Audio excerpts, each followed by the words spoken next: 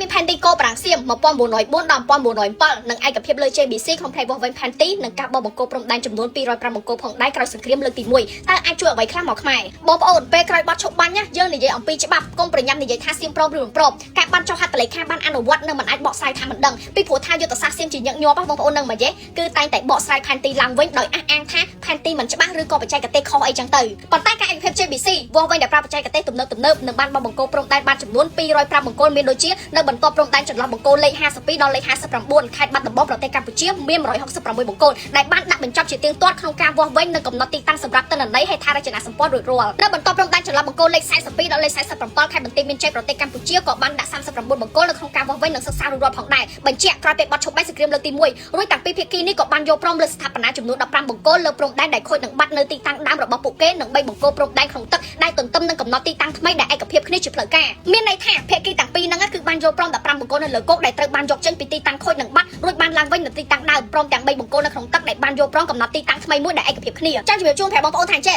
បញ្ហាសៀមឈ្លានពានខ្មែរនិងបញ្ហាចំនួនព្រំដែនខ្មែរសៀមគឺកើតចេញពីការមិនទាន់ឯកភាពនិងមិនទាន់បោះបង្គោលព្រំដែនជាក់លាក់ដោយសៀមហ្នឹងគឺសំអាងលើ Panty ឯកតោភាគីចំណែកឯខ្មែរវិញគឺផ្អែកលើ Panty ប្រាំងសៀម1904ដល់1907ដែលមានຂະຫນាត1លើ200,000រួចខ្មែរសៀមក៏បានឯកភាពលើ MOU 2000ដើម្បីអនុវត្តផងដែរបងប្អូនដឹងមកទេឆ្នាំ2008ដល់2011សៀមគឺវាមិនសុខចិត្តឬប្រាសាទព្រះវិហារនឹងទេបងប្អូនហើយក៏បានប្តឹងជាមួយនឹងខ្មែរតា ICJ រួចហើយក៏បានចាញ់ក្តីឬបកស្រាយសារក្រមឆ្នាំ2013ដែលខ្មែរនឹងគឺជាអ្នកឈ្នះដូច្នេះហើយបងប្អូនណាទៅសៀមនឹងវាបានប្រើប្រាស់យន្តហោះចម្បាំងដើម្បីកំទេចប្រាសាទព្រះវិហារនឹងតែម្ដងហើយខ្មែរយើងក៏បានទាមទារឲ្យសៀមនឹងត្រូវតែទទួលខុសត្រូវរួចហើយឥឡូវនេះគឺ AOT បានដាក់សម្ពាធទៅលើសៀមខ្លាំងមែនទែនរឿងប្រាសាទព្រះវិហារមួយនេះបងប្អូនដូចគ្នាជាមួយនឹងរឿងប្រាសាទតាមាន់និងរឿងប្រាសាទតាក្របីផងដែរដែលពួកសៀមវាកំទេចសឹកតែទាមទារឲ្យសៀមនឹងត្រូវតែទទួលខុសត្រូវដូចគ្នាផងដែរអញ្ចឹងយើងសរុបជារួមមកវិញបងប្អូនណាពេលមានឯកភាពច្បាស់លាស់របស់បង្គោលព្រំដែនត្រឹមត្រូវនៅលើការឯកភាព GBC និង JBC គឺខ្មែរដើរតួនាទីជាមនុស្សល្អឯសៀមវិញជាអ្នកបង្ករឿងសៀមគឺជាមនុស្សអាក្រក់សម្រាប់ពួកអន្តរជាតិសម្ពាធរបស់សៀមគឺការជួយសង្កត់របស់អន្តរជាតិឲ្យតែខ្មែរយើងដោះស្រាយបញ្ហានឹងបានបងប្អូនខ្មែរយើងមិនមែនបានសុខត្រឹមតែចំនួនយើងទេគឺបានបន្តទៅដល់កូនចៅយើងចំនួនក្រោយទៀតបងប្អូនចាអញ្ចឹងហើយបានខ្ញុំតែងតែឲ្យបងប្អូនយើងទាំងអស់គ្នាបន្តព្យាយាមតស៊ូអត់ធ្មត់កុំឲ្យចាញ់នៃល្បិចពុតត្បិតរបស់សៀមដែលពួកវាកំពុងតែសម្ញែងឲ្យយើងមើលឃើញថា